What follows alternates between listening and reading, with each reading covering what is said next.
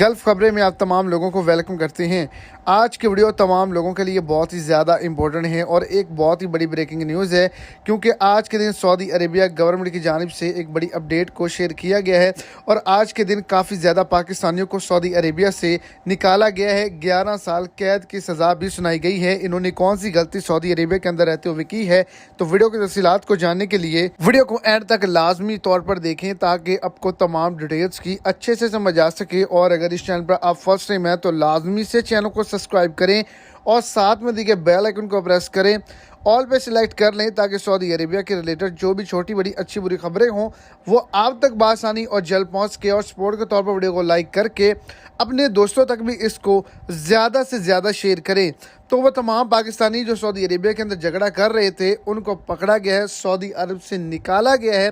और इसके अलावा वो तमाम लोग जो इसकी वीडियोस जो हैं वो बना रहे थे उनको भी पकड़ा गया है, सज़ा सुनाई गई है।